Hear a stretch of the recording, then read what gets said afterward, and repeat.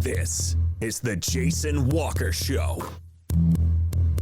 Two-time National Sports Media Association Montana Sportscaster of the Year and three-time loser, the Jason Walker Show. The best local and statewide sports coverage, featuring the biggest guests from Montana. Flint Rasmussen joining us here on the Jason Walker Show. He's freaking exhausting, too. You used to dance a lot more. Yeah, I know, lady. I'm 51 years old now. The NAI Hall of Famer Mike Van Diest joining us here, Jason Walker Show. And is it just a deal where quarterbacks have to be good golfers? Well, that's all they have time for. They don't work out. They don't lift weights.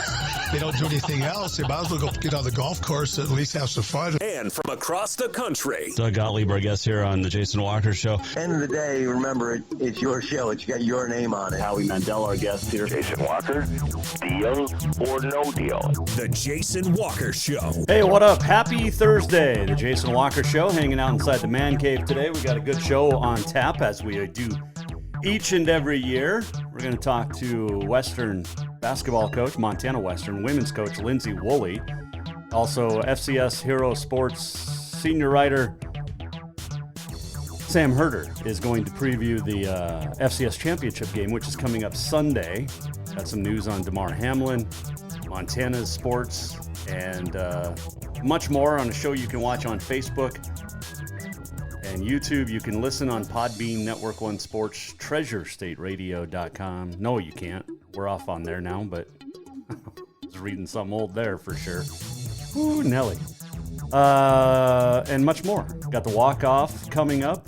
The walk-up is brought to you by Montana Custom Log Homes, the premier log home company in the industry with 3 distinct divisions, so you can create the log home of your dreams and your budget. Got milled, handcrafted in timber frame. Make sure you get online. Check them out, yourcustomlog.com, to get started today. All right, so yesterday we had Alex Eshelman on the show, our favorite sports reporter in the Gallatin Valley, maybe in the state. And she told you she was moving on. Well, it was announced today that Alex, and I knew this, and it was tough to not be able to say it yesterday, but she is now the Big Sky Conference Director of Broadcast and Digital Media.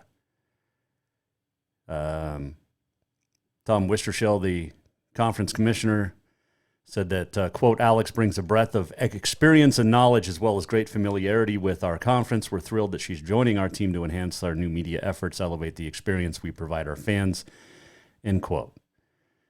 She is fantastic. As you know, she's been on the show for about 2 years, coming from ABC Fox Montana, SWX Montana, and also with the Pac-12 Network, Fox Sports Arizona.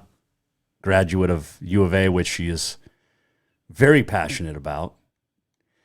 She said, quote, I'm thrilled to join the Big Sky Conference team as your go-to source for stories surrounding the league.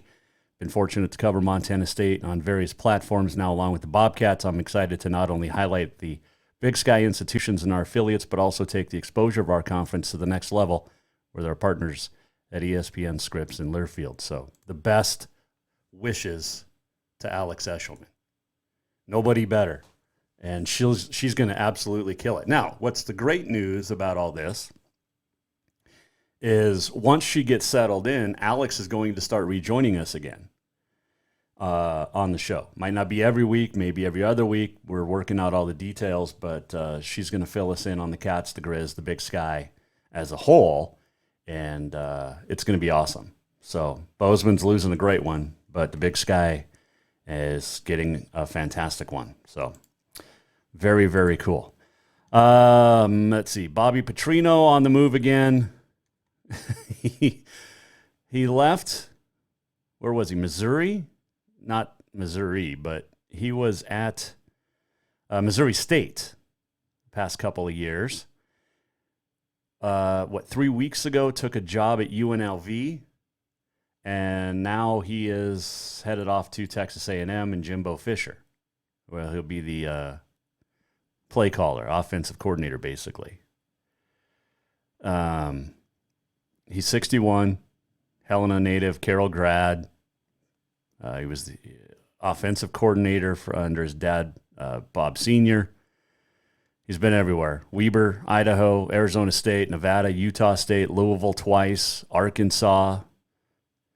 137-71 overall. Lost 2 FCS playoff games at Missouri State. Remember, we had him on the show when he got that job. But there you go. Let's see. What else did we get to? I saw today. Jason Danley puts out this list every year, and it is the Remington Award. It goes to the best center in college football, and there's winners at every level: FCS, D2, D3, NAI. Last 20 years, and Andrew Carter of Carroll College has been named the 2022 NAI Remington Award winner. Redshirt junior from Idaho, second team AFCA All-America, excuse me. This past season, NAI Football Association Press second team All-America. He was first team the year before, first team All-Conference the last 2 years in the Frontier. He's the third winner of the Remington from Carroll. Kyle Baker won it in 2005, Andy Fieseth in 2010. And Carroll's now tied with Benedictine out of Kansas for the most in the history of the award. 3 each. It's pretty cool. So congratulations to Andrew Carter of Carroll College. Let's see here. We got high school hoops tonight. Frontier getting back in action. The Big Sky getting back in action as well, with the Cats and Grizz men at home, women at home, Lady Grizz at home. The men are on the road, Northern Colorado and Northern Arizona this weekend. We've got some good Frontier games this week. Tonight, Montana Western is hosting Providence. All the proceeds from tonight's game at Dillon going to Paige Holmes. We'll talk to Lindsay Woolley, head coach, coming up. Let's see. Who else is where in the Frontier tonight? Tech and Rocky. Well, you got Tech and Carroll tonight in Butte. Tech has won 20 straight at home on the men's side. And that'll be a good game, potentially. Should be a good game. And then you have, I guess, Northern would play Rocky tonight. So good stuff. And lots of high school action across the state as well. It's going to be a busy push now until the middle of March. CMR needs some coaching. Brian Halverson, Kate Sisler leaving the Rustlers. Halverson coached boys and girls golf for the past 16 years, won a couple of state titles with the girls, one with the boys. Also was a tennis coach for 9 years. Sisler coached the soccer team this year, but now they need girls soccer and boys and girls golf coaches up at CMR. So throw your hat in the ring if you are so inclined. The Walk Up brought to you by Montana Custom Log Homes, the premier log home company in the industry. Over 50 years experience, the finest craftsman that'll get you a home that's crafted to last for generations. They're veteran-owned, woman-owned, family-owned and operated. YourCustomLog.com for Montana Custom Log Homes. You can tweet us anytime at JWalkerSports. You can also get a hold of us, email, and Jason at JasonWalkerShow.com, and you can text or call in 406-209-1267. All right, we'll take a break. We'll come back, and when we return, we're going to check in down in Frisco, Texas, with Hero Sports FCS senior writer Sam Herder. Who wins? South Dakota State, North Dakota State, Sunday on ABC. He'll tell us when we return here on the Jason Walker Show on a Thursday. Strength, beauty, grit, superior craftsmanship. Our homes have it all. At Montana Custom Log Homes, if you can dream it, we can build it. With 3 divisions and over 50 years experience, we've got you covered. From a showcase home to a small cabin, we make your vision a reality. Because every cowboy wants a castle for his queen. Montana Custom Log Homes, crafting homes that last for generations. Yes, it's true that Montana is a long way from the Gulf Coast, but you can bring that Cajun flavor home with a stop at Cafe Zydeco. From po' boys to classic sandwiches, Cafe Zydeco has all the best Cajun in town. Are you in the mood for seafood gumbo or crawfish etouffee? Maybe you're craving jambalaya with some shrimp and grits. Head in for breakfast, lunch, or dinner, or call ahead for pickup or delivery. Cafe Zydeco will fix all your southern cravings, even on a chilly Montana day. Cafe Zydeco is a proud sponsor of The Jason Walker Show. Spring is fast approaching and summer is just around the corner, so now is the time to get those windows tinted at Auto Concepts as the sun starts to heat up. Tinting is the best way to keep the sun out of your little one's eyes driving down the road. Plus, it just looks cool. Auto Concepts is your exclusive 3M dealer for tinting as well as the best clear bras in town. Auto Concepts clear bras will not fade or yellow over time. And don't forget about suspension lifts and power steps for your rig too. Visit AutoConceptsHelena.com or check them out on Facebook. Auto Concepts, the auto enhancement professionals. Summer, the season to work hard, play hard. The days are heating up and getting longer. The smell of fresh cut grass, the hot sun on your skin. Who we kidding? We all know you're really thinking about having fun and relaxing at the Copper Club Casino. Meet your friends for a cold one. Play a $5 or two. When you want great service, cold drinks, and fun entertainment, this is the place. The Copper Club Casino, where everybody knows your name any time of year. On Euclid across from the Lundy Center, the Copper Club Casino.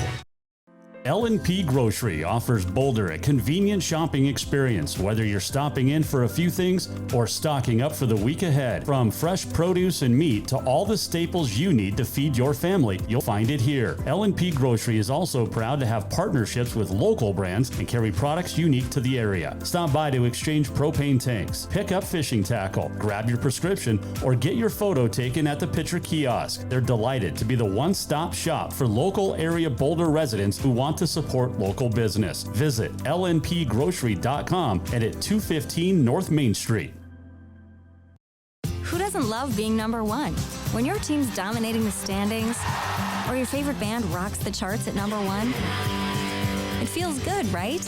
Kind of like how it feels when you have auto insurance with State Farm. Because making you feel like number one is an honor your local State Farm agent takes seriously. Through the good times and not so good, your State Farm agent's proud to be here to help life go right. Call State Farm agent Mike Miller in Helena today. Yes, it's true that Montana is a long way from the Gulf Coast, but you can bring that Cajun flavor home with a stop at Cafe Zydeco. From po' boys to classic sandwiches, Cafe Zydeco has all the best Cajun in town. Are you in the mood for seafood gumbo or crawfish etouffee? Maybe you're craving jambalaya with some shrimp and grits. Head in for breakfast, lunch, or dinner, or call ahead for pickup or delivery. Cafe Zydeco will fix all your southern cravings, even on a chilly Montana day. Cafe Zydeco is a proud sponsor of The Jason Walker Show.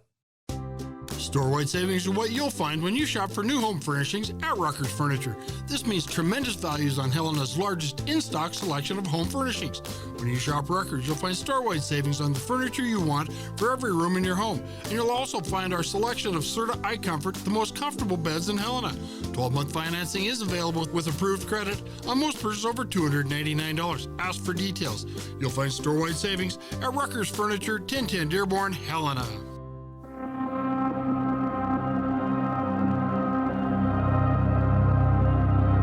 This is the Jason Walker Show. Welcome back, Jason Walker Show on a Thursday, hanging out inside our man cave. Always love being in here, just relaxing. Yep, good stuff. Lindsay Woolley is going to fill us in on Paige Paffhausen, Paige Holmes update, the head coach of Montana Western. That's coming up. Got the On This Day in History, the walk-up and more, walk-off and more on the way. The FCS National Championship was hoping to be, it's a year ago yesterday. We hit the road for Texas, got there today, a year ago, on the 5th. Did the show from the world headquarters at Excite Bates. Then we were at Tight End Sports Bar for 2 days, the game on Saturday, and then drove home Sunday and got home early Monday morning. But would love to have been back down in Frisco. Unfortunately, Cats fell to the top seed South Dakota State in the semifinals, couldn't make it back this year. It'll be North Dakota State, South Dakota State on Saturday at Toyota Stadium. And joining us now to preview that game is Hero Sports FCS senior writer Sam Herder on the Mike Miller State Farm Hotline. Well, he is going to be headed off to Frisco, Texas for how many years have you been down there now? I believe this will be my 10th year going for this game. So number 10. All right. And the Bison have won 9 of those, right? Yes, they have 9-0 in Texas. Sam Herder joining us here, Mike Miller State Farm Hotline. Before we get talking about this game, I just thought of this, and I don't know why I didn't think of this earlier, but how bummed are you that you can't use like the herd with Sam Herder? Because Cowherd's got it. Yeah, my very first Twitter handle back in 2012, I think was the Herd 215. And I tried to do the Herd, but I think Colin had that, or he still has that. So yeah, I usually he's kind of got that whole thing down, and so I wouldn't want to intrude on his space. I don't want him mad at me because he would certainly realize it if I tried, right? Yeah, exactly. Sam Herder joining us, Jason Walker Show. Big game coming up this weekend, and it's on ABC. It's on a Sunday afternoon. How does that change preparations in your mind for these two teams? Or does it because they've been off for 3 weeks? Yeah, I don't know if it does a whole lot. If anything, it's maybe one extra day of rest, which on NDSU side is honestly every hour probably counts for some of their players that are pretty beat up. Maybe being on a Sunday is a little bit different than your usual Saturday routine. Maybe it makes the weekend feel a little bit longer. They do a handful of events with the participating teams down in Frisco, but for the players, I don't think it's probably not going to be much of a difference because it is a 3-week break, and so they've had plenty of time to prepare for the Sunday game. Let's start with the Bison. They're going back again in Frisco, and the defending national champs. But this is a different team, and it kind of has been all year. They've been flying, in my eyes, under the radar as good as they've been. And I know they lost to SDSU, but this just feels like a different year for North Dakota State. What's your opinion? Yeah, it kind of does. At the same time, we said that last year at this time. We said that NDSU, they kind of struggled a little bit with ETSU in the quarterfinals. They didn't win by nearly as much as we expected them to. The same thing happened this year against the SoCon team in Incarnate Word. Last year in the semifinals, they, some opposition of NDSU, they would say that NDSU got lucky by beating James Madison, and JMU had every reason to win that game in the semifinals. Same thing could be said this season with UIW had every reason to win that game, and yet it was NDSU who was able to pull out that win in the semifinals. And it seems like the storyline going into the title game is kind of the same as last year too. I don't think a lot of people were necessarily picking Montana State to beat NDSU last year, but it was more of the Bobcats match up really well with NDSU. They have to play in the trenches. They have the front seven to go toe-to-toe with NDSU. And this year, the storyline and the narrative is kind of, if this South Dakota State team can't beat this North Dakota State team, then who is ever going to beat NDSU? Because, NDSU just doesn't have that top-level gear like they've had in previous years. They are injured, and even if fully healthy, NDSU is going up against the best South Dakota State team the Jacks, in my opinion, have ever had. And so I think, NDSU just isn't quite at that high level that we've seen them in previous years, but at the same time, we kind of said that last year too. We've seen FCS teams take growth. We saw it with Montana State last year. Jeff Choate knew it. Brent Vegan knows it. And obviously he knows NDSU, but you have to have beef. You have to be able to run, and you have to be able to stop the run. Bobcats ran into trouble at SDSU. We'll talk about that here in a second.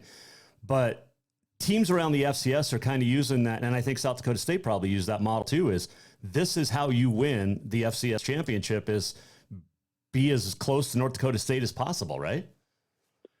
Yeah, South Dakota State has basically built its roster to beat NDSU, and it's kind of interesting because South Dakota State's they built their linebackers and offensive line and defensive line and the depth and the body types and, trying to find those small town farm guys that they can develop into really good defensive and offensive linemen. They've taken the NDSU model, and NDSU is still obviously doing that, but it is a little more interesting that NDSU is kind of built its team in the later 2010s to defend more spread teams because 95% of the teams they play spread you out. And so NDSU is a little smaller at D tackle than they were in the mid 2010s. They are smaller at linebacker now than they were in the mid 2010s. Well, the issue with that is you can defend spread teams like Southern Illinois and Missouri State, but the issue with that is now NDSU struggles to defend South Dakota State because South Dakota State is the one team in the FCS that can really come downhill at you and do it at a national title level. And so that part of it is interesting where NDSU's defense is not necessarily as well built to defend a downhill running attack like South Dakota State like they were in the mid-2010s. Cam Miller, quarterback, struggled mightily in those semifinals, still willed his team to a victory over Incarnate Word. I think he was 1 for 12, and I don't know if he hit double digits in passing yards, but what – and you say in your article, he's bounced back from bad games in the past. He's a leader. He knows how to win. He's got that, pedigree of a North Dakota State quarterback. What does he have to do this week? I think he just has to find the rhythm, he's much more comfortable throwing the ball off of play action. I think NDSU obviously wants to run the ball to set up the pass. That's what they're most comfortable doing. NDSU they're already down Hunter Lipke, their top rusher. Kobe Johnson, their number 2 rusher, he's beat up. Their Tamarick Williams is another good rusher for them. He's beat up, and so establishing the run with a beat-up running back room, and especially against a South Dakota State rushing defense that is number 1 in the FCS, that's going to be kind of tough sledding there. And so Cam Miller is going to have to make plays with his arm, and he had open receivers against Incarnate Word. He just missed high a couple of times. And so I think just being comfortable, I think maybe getting him into a rhythm, leaking fullbacks or tight ends out into the flats on play action, or maybe trying to get the linebackers or the safeties to bite, and maybe having a tight end or a slot receiver sit in open windows, just kind of easy. I don't want to say easy, but kind of those routine 5 to 10 yard passes to get them into a rhythm. Because when the rushing attack is going, and when teams have to respect the rushing attack, NDSU's play action is really, really good. I was pulling it up now that Miller, he has an 83.6 passing grade on PFF on play action throws, but when it's not a play action throw and it's just, a normal drop back, his passing grade is 60.2. And so he's much more comfortable off of play action. And of course that, different route concepts too off of play action. Usually when NDSU does do play action, they do a lot of dump offs, like I said, into the flats. But I think just throws like that, to get him into a rhythm. And at the same time, he's going to have to make a big-time throw at some point in the fourth quarter. I think a lot of us expect a one-possession game, and there's been times when NDSU has been down, a couple times this year, to Arizona and to South Dakota State. They were down 1 score with 2-3 minutes left. NDSU gets the ball, and a couple of big incompletions by Miller gives the other team the ball back, and the Bison end up losing. And so I think he is going to have to make some big-time throws in the fourth quarter for NDSU to win. Sam Herder joining us, the senior writer, Hero Sports FCS, and he'll be in Frisco, Texas for the game on Sunday. I think it's 1 Mountain, or is it 1 Eastern? It'd be 1, I know it's 1 Central Time, so 2 Eastern. So noon, okay, so noon Mountain Time on ABC. Let's switch over. You mentioned Hunter Lipke, real quick on him. He was such a beast in that championship game against the Bobcats last year. I think he had 3 touchdowns. How big of a missing piece is that for the Bison? Yeah, it's big. I think you can make the argument that if he wasn't on the field against James Madison, NDSU probably wouldn't have won. And in the title game, I think he was named the game's MVP. Even if he wasn't in that game, I think NDSU still probably would have beaten Montana State just with how well the offensive line was playing. But he still is a huge difference maker. I think it was 4 or 5 games into the season. He was my favorite to win the Walter Payton Award, just with the numbers he was putting up and how dominant he was. I kind of expected him to tail off a little bit just because, NDSU kind of lightens his load against teams that they kind of know that they're going to beat. And so I think he had a really hot start to this season, coming off of a dominant playoff run. I do think he got beat up a little bit, and some bumps and bruises here or there. He had some games where he had two carries, 3 carries, not a whole lot of touches. And then I can't remember what game it was. It was a road game. It might have been at Southern Illinois. He kind of just took a routine hit to the shoulder, got up, jogged off the field, and we haven't seen him since. And we've since learned that it was a shoulder injury. He needed surgery on that shoulder. He's out for the year. He is a big-time NFL draft prospect. Yep. It sounds like this is going to hold him out of the Senior Bowl, which got an invite to. Hopefully he can make it back to the Combine, because we know how important testing is for these FCS guys. But not having him out there, it's just one, in my opinion, one of the best weapons in the FCS. Tamarick Williams has been that more physical back. He's a bigger body, but again, he's beat up. So is Kobe Johnson, and so the whole rushing attack for NDSU is they're still number 3 in the FCS when it comes to rushing offense. But they still, they dominated against UIW, but even against Samford, in the quarterfinals, I think they struggled to get going in the running game for 2.5 quarters until they started to roll. Well, they didn't have an issue with Montana State beating the Cats in the semifinals. But that defense for the Jackrabbits is where I want to start, Sam, because I think that was the only game this season that the Bobcats' offensive line got pushed back instead of moving forward multiple yards. I mean, they did it with Oregon State. They were able to get rushing yards. But that SDSU front line especially is really, really good. And obviously it came into play beating NDSU earlier this year. But how good really is that SDSU front 7?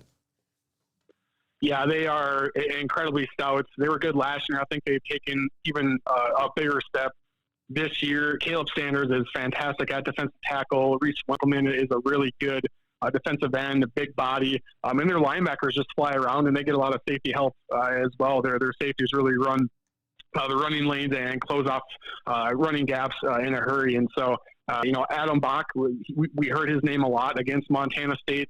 That was kind of his first full game back from injury, a midseason injury. And so South Dakota State has done it without, in my opinion, one of the best linebackers in the FCS in Adam Bach. They did it without him and have this stout of a run defense without him for the latter half of the season. But he looked fully healthy against Montana State. And so, that's quite obviously the number one key when it comes to defending North Dakota State is stopping the run. And, some teams can do it for 2 quarters. Some teams can do it for 3 quarters. We saw it with UIW and Samford. They held up really strong against NDSU's rushing attack for 2.5 quarters. And then NDSU just, kept on coming at them. And eventually that dam broke. But South Dakota State, due to their physicality, more so probably due to their depth as well, they can rotate guys across the defensive line. They are kind of that honestly rare FCS team that can go toe-to-toe in the trenches for all 60 minutes. We're talking with Sam Herder. Move to the offensive side for the Jackrabbits.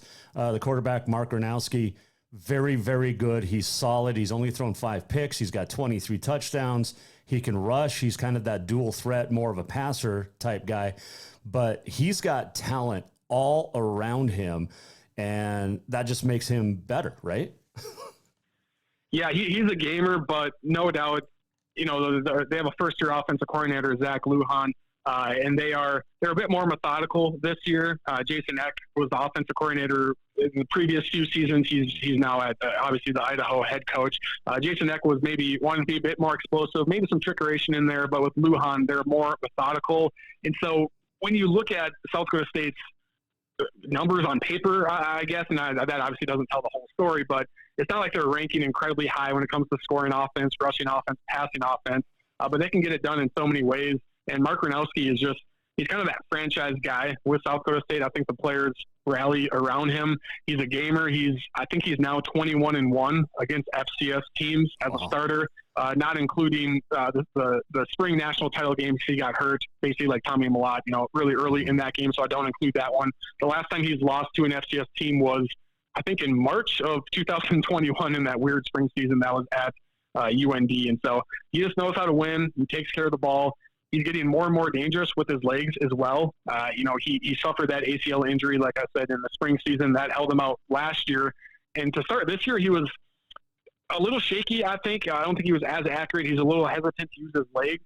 But in the playoffs, he's really I think, gotten more comfortable using his legs. I think he's up to double-digit rushing touchdowns as well. So he's just an all-around solid quarterback to kind of run the show there for that offense. In your article at Hero Sports FCS, you talk about first-timers getting to Frisco and Toyota Stadium. We saw it with Montana State last year.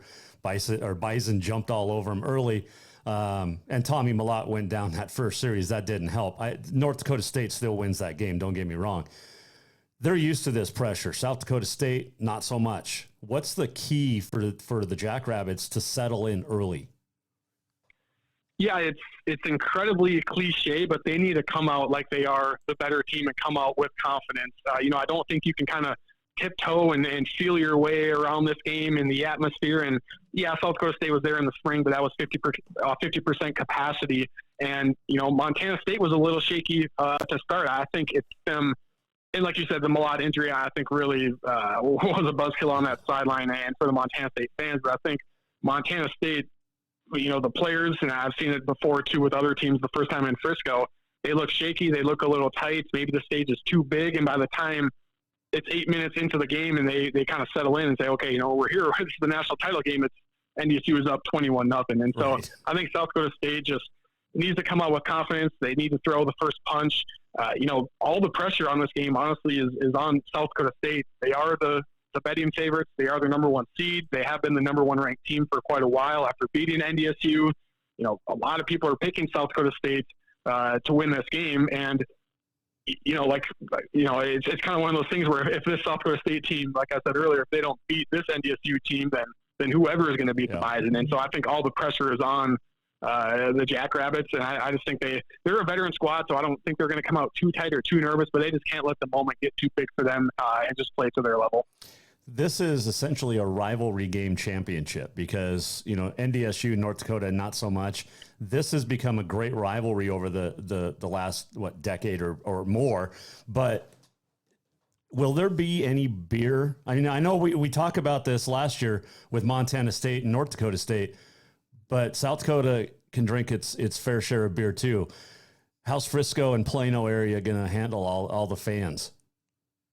Yeah, I think they certainly are prepared. They're used to the NDSU crowd coming. I think last year Montana State was as good of a, quote unquote, opposing crowd to NDSU when it came to just, living it up and doing the usual tailgating or bar festivities. I still think that, last year's tailgating was one of the better scenes I had ever seen, and NDSU was a bit more spread out in the tailgating lots, but Montana State, all the fans kind of were in that one area around that white tent, and I remember taking a picture, and it was just a massive Montana State fans, and so I think South Dakota State will travel like that as well.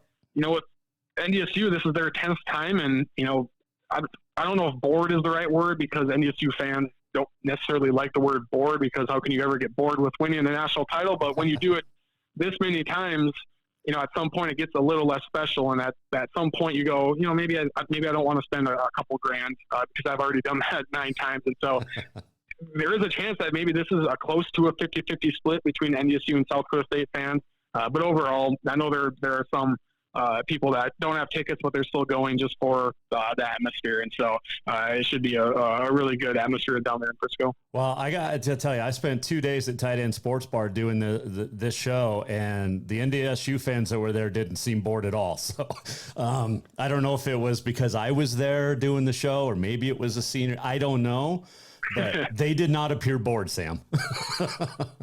Yeah, I think once down there, they're into it. They want to win. They want to win a national title. That's what everyone says about NDSU is they win national titles there. And so I think, big picture wise, yeah, some Bison fans are maybe looking toward the FBS and something else. But when they're in the moment, obviously they're still into it and want to win national title after national title. So I think in October you picked SDSU 28-24. That's the exact same score you're going with in the championship. You're picking the Jackrabbits, correct? Yeah, I am. I think the reason to pick NDSU, and I wrote it in October too. The reason to pick NDSU is more about it just being the Bison brand and it's always hard to pick against NDSU and pick against NDSU at your own risk. It's more about that than actually looking at the matchups because, on the field, I just think South Dakota State has so many advantages. They're as close to 100% healthy as you can ask for. I think their starting safety from earlier this year is out, but they have, great depth at safety. But other than that, South Dakota State is looking really healthy. And on the flip side, NDSU is down, NFL draft prospect fullback Hunter Lipke. Noah Gindorf is a NFL draft prospect tight end. They're also down 2 starting offensive linemen. Their depth chart NDSU released earlier this week. Tamarick Williams, a solid running back. He's not on it. Kobe Johnson is listed as as a starter. The defensive line is missing a couple of guys. 3 of their 4 interior defensive linemen on the 2 deep are all freshmen, or 3 of the 4 are freshmen, and that doesn't bode well against the really physical South Dakota State offensive line. So it just seems like this is the year that South Dakota State gets it done, and I think the Jacks have advantages in a lot of different areas on the field. Well, have a drink for me down there, please. Stay hydrated. The weather's supposed to be better than it was last year. But have fun again. It's a great place. I cannot wait to get back. Hopefully a year from now, we're talking in person again. But safe travels and best of luck down there. I love reading your stuff. Hero Sports FCS senior writer Sam Herder. You can follow him on Twitter as well. And travel safe and enjoy the game. Thank you. I appreciate you having me on. That is Sam Herder on the Mike Miller State Farm Hotline, picking South Dakota State. It's not just a bundle. It's your home, it's your auto, it's your life. Mike understands that. Get a hold of Mike Miller State Farm in Helena.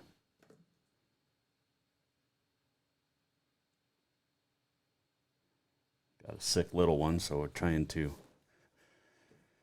do all that. Let's see. Yeah, get a hold of Mike in Helena today. All right, quick break. We'll come back. We told you yesterday about former Western player Paige Holmes and the struggles her and her family are going with. Her former coach, Lindsay Woolley, is going to join us next here on the Jason Walker Show. This segment was brought to you by Rutgers Furniture. Store-wide savings are what you'll find when you shop for new home furnishings at Rutgers Furniture. This means tremendous values on Helena's largest in-stock selection of home furnishings. When you shop Rutgers, you'll find store-wide savings on the furniture you want for every room in your home. And you'll also find our selection of Serta iComfort, the most comfortable beds in Helena. 12-month financing is available with approved credit on most purchases over $289. Ask for details. You'll find store-wide savings at Rutgers Furniture, 1010 Dearborn, Helena. L&P Grocery offers Boulder a convenient shopping experience, whether you're stopping in for a few things or stocking up for the week ahead. From fresh produce and meat to all the staples you need to feed your family, you'll find it here. L&P Grocery is also proud to have partnerships with local brands and carry products unique to the area. Stop by to exchange propane tanks, pick up fishing tackle, grab your prescription, or get your photo taken at the Pitcher Kiosk. They're delighted to be the one-stop shop for local area Boulder residents who want to support local business. Visit lnpgrocery.com and at 215 North Main Street. Strength, beauty, grit, superior craftsmanship. Our homes have it all. At Montana Custom Log Homes, if you can dream it, we can build it. With 3 divisions and over 50 years experience, we've got you covered. From a showcase home to a small cabin, we make your vision a reality. Because every cowboy wants a castle for his queen. Montana Custom Log Homes, crafting homes that last for generations. Yes, it's true that Montana is a long way from the Gulf Coast, but you can bring that Cajun flavor home with a stop at Cafe Zydeco. From po' boys to classic sandwiches, Cafe Zydeco has all the best Cajun in town. Are you in the mood for seafood gumbo or crawfish etouffee? Maybe you're craving jambalaya with some shrimp and grits. Head in for breakfast, lunch, or dinner, or call ahead for pickup or delivery. Cafe Zydeco will fix all your southern cravings, even on a chilly Montana day. Cafe Zydeco is a proud sponsor of The Jason Walker Show. Summer, the season to work hard, play hard. The days are heating up and getting longer. The smell of fresh cut grass, the hot sun on your skin. Who we kidding? We all know you're really thinking about having fun and relaxing at the Copper Club Casino. Meet your friends for a cold one. Play a $5 or $2. When you want great service, cold drinks, and fun entertainment, this is the place. The Copper Club Casino, where everybody knows your name any time of year. On Euclid, across from Molendi Center, the Copper Club Casino.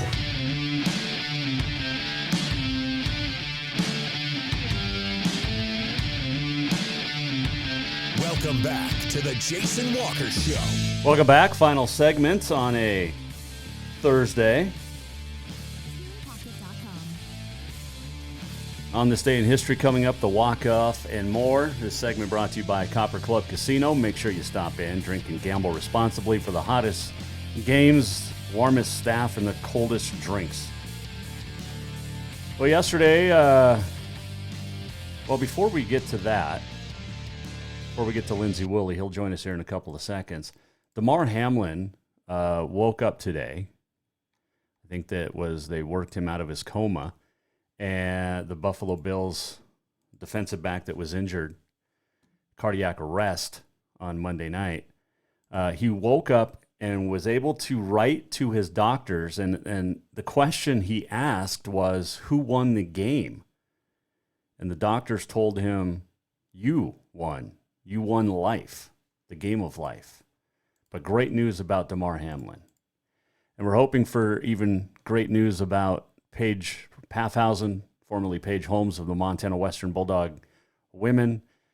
She had a baby, developed an infection, and she's down in Salt Lake fighting that infection, and her and her family need some help. And joining us now here on the Mike Miller State Farm Hotline to talk about what happened and the fundraising efforts underway right now is Montana Western head basketball coach Lindsay Woolley.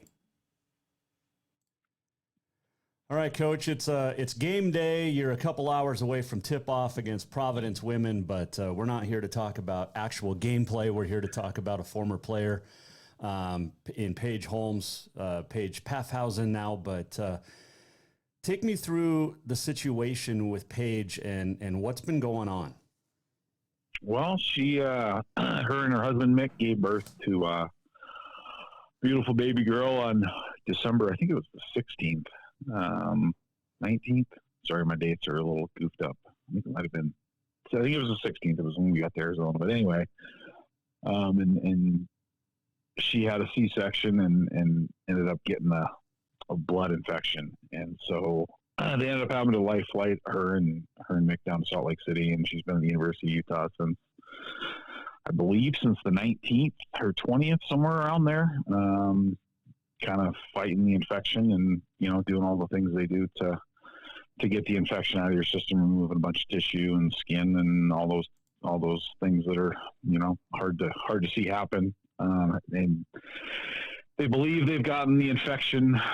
They believe they've got everything that's infected out, which is awesome news. It was touch and go there for a while with some biopsies and those types of things, but she's doing well. She's in good spirits, and she finally got to see her baby again a couple days ago, which was good news.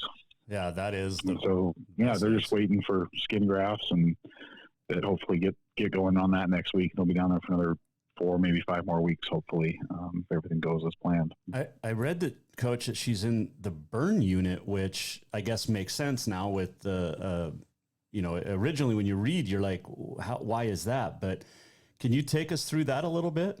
Is that for the skin I don't grafts? know. I didn't talk to her about all the specifics, but it sounded like the infection was pretty severe, and sounds like they have to get in. They have to do multiple surgeries to try to get the infected tissue out. Is from what I understand. Obviously, I'm just a dumb basketball coach, but and now they have to. So she was in ICU for a number of days, and now she's out of the ICU, and she's they're gonna transfer her over to the burn unit to do all the things that they do when it comes to kind of piecing your skin back together.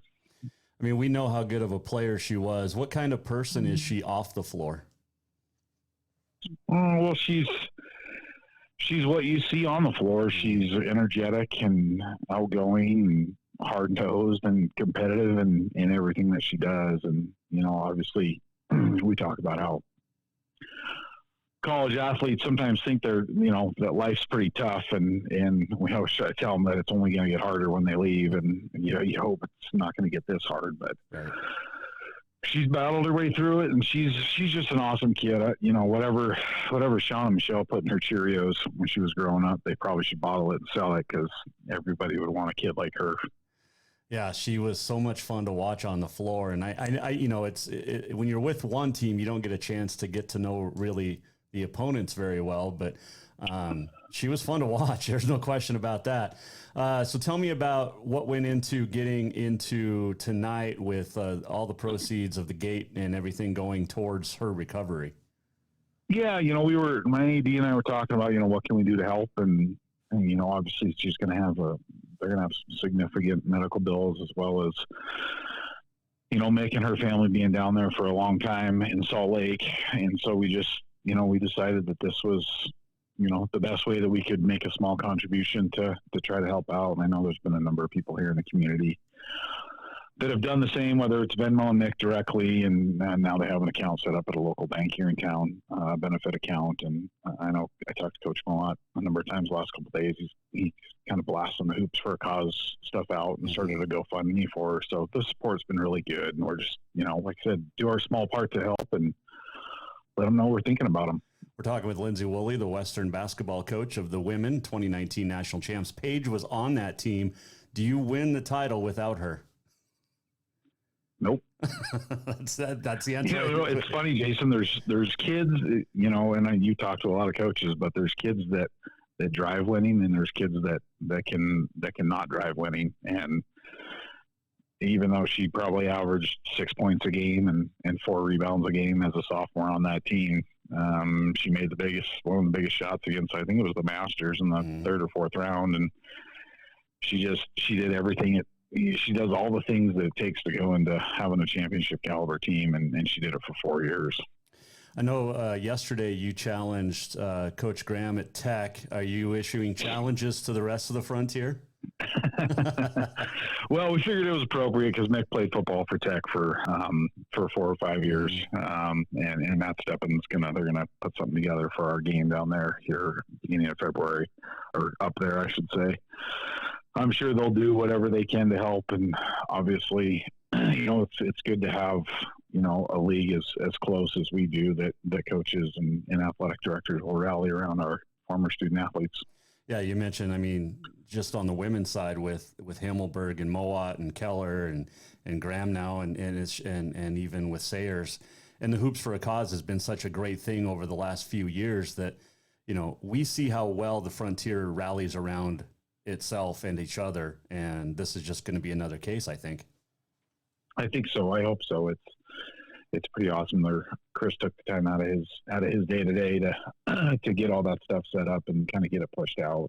And I'm sure we'll get a good response. So a Venmo, Mick, I'll give that address, but also a GoFundMe is set up through the Hoops for Cause. Is that right?